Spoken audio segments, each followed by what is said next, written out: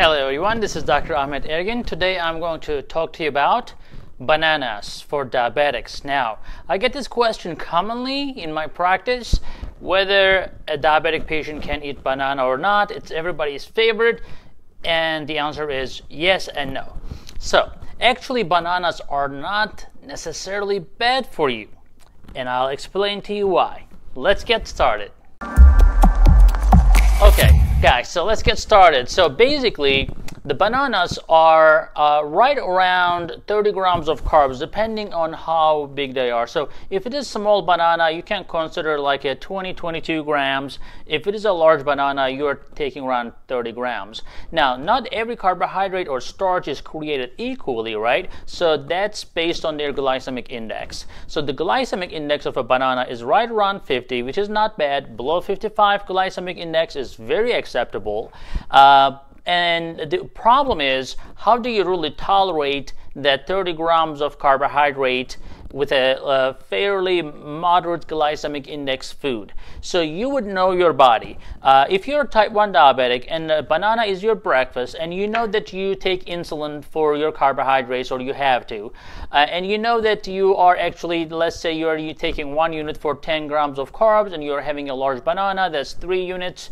You take it, you're fine, not a big deal. That total of 120 calories is not going to make or break anything, right?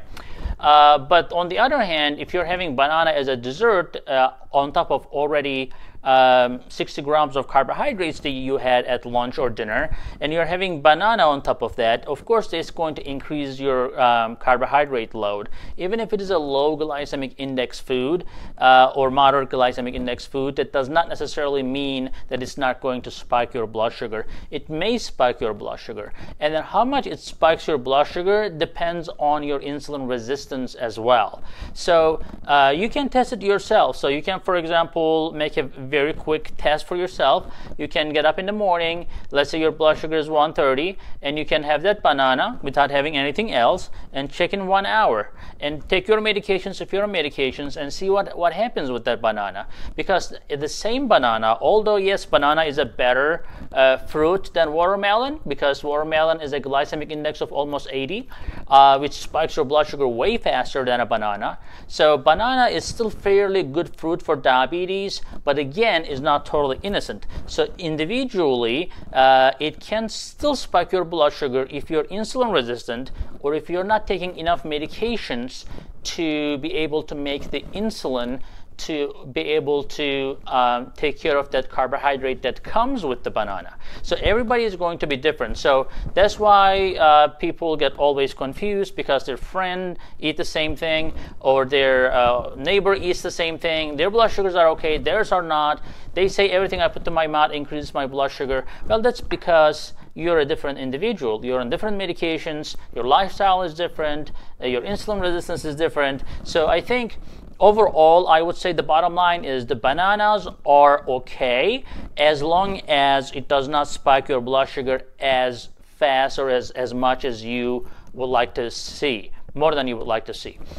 So again, as I said, as a general rule of thumb, it is an okay fruit. Small banana is not going to hurt you, but then that's around 20-30 grams of carbs. So if you're on a low carbohydrate diet, you may want to think about that, because on a low carbohydrate diet, you may want to go below 45 or 30 grams per meal, and then that banana will throw you off right away. That means that if you're having that banana, you're not having anything else, any other carbohydrate in that meal. So you have to just keep an eye on total carbohydrates. But if you are an athlete and you need to go and run a couple miles and you have diabetes, guess what? You better have that banana. So it's different from person to person, but it is right. If you're a couch potato and you're not really doing anything, you're like 300 pounds, that banana will spike your blood sugar because you're insulin resistant. Now, if you're going to take a walk after that, you can maybe, get that banana and go for a walk or do some exercise. But again, it depends on the individual, and it's best to see it for yourself. See you in the next video, guys.